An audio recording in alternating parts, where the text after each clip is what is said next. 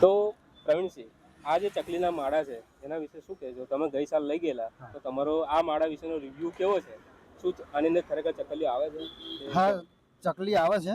પહેલા તો તમને ખૂબ ખૂબ અભિનંદન કે તમે દર વર્ષે આ સારા કાર્ય તમે કરો છો, એક ચકલી બચાવવાના, ચકલી બચાવો અભિયાનના ભાગરૂપે, બરાબર. પણ આ જે તમે એક હોલ રાખેલું છે, બરાબર, આ હોલ પણ એનો માપ બી કમ્પ્લીટ જ છે ભાઈ. એટલે કદાચ જે કોઈ લઈ ગયું હોય, બરાબર, તો આપણી બુદ્ધિ ચલાવીને એનો હોલ મોટો નહીં કરવાનો.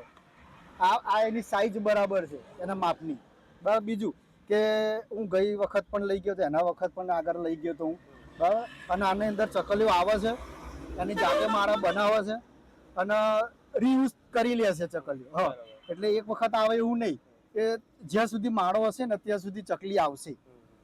અને આ જે છે ને, તો અંદર ખબર નહીં તમે શું મૂક્યું છે આમાં, ગુરુત્વાકર્ષણ બળ છે આમાં.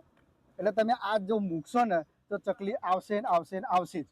મેં ખુદ મૂકેલું છે અને આ લગાવ્યા પછી 5 જ મિનિટમાં ચકલી આવે જ છે.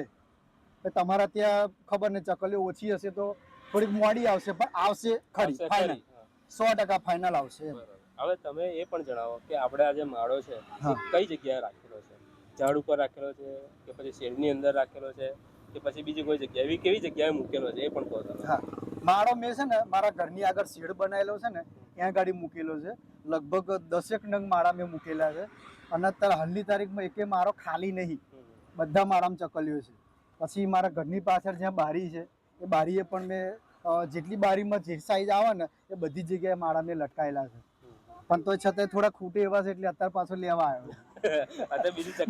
હા, મને એવું લાગે છે ખૂટે એવું છે એટલે પાછો લેવા આવ્યો છે. એટલે જ્યાં જગ્યા ખાલી પડશે ને એ જગ્યા હું લગાવી દઈશ. હા, અને આનો મારી જોડે એક વિડીયો, સારો વિડીયો મેં બનાવેલો છે, એ વિડીયો પણ હું તમને મોકલાવીશ.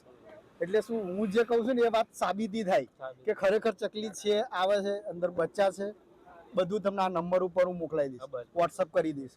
અને વોટ્સઅપ કરેલું એ બી તમે કદાચ મૂકજો વિડીયો તો એ બી બધાને ખબર પડે. ના ના, ફાઇનલ 100%. અને બીજું એવું કે આના ઝાડ ઉપર લગાવતા નથી, એનું બી કારણ કયું? હા, હવે એ કારણ તમે જ સમજાયેલું હતું કદાચ, બરાબર. છતાં હું કહું છું કે આના ઝાડ ઉપર નહીં લગાવવાનું કારણ એવું છે કે ઝાડ ઉપર તમે લગાવશો ને તો પહેલા તો આપણે બિલાડીઓ છે ને એ આને ખાઈ જાય, ચકલીઓને બિલાડીઓ ખાઈ જાય.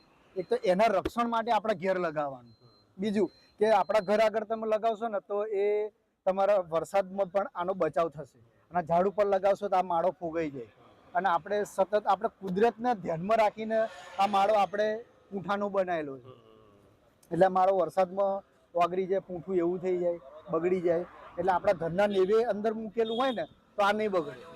અને બિલાડીથી અને અન્ય પ્રાણીઓનાથી આપણને રક્ષણ મળશે. એટલે ખૂબ સરસ માહિતી તમે આપી, આભાર તમારો. Thank you. અને તમે આ સતત આવા કાર્ય કરતા રહો એવું માતાજીને પ્રાર્થના, અને ખૂબ ખૂબ તમને પણ અભિનંદન. ધન્યવાદ.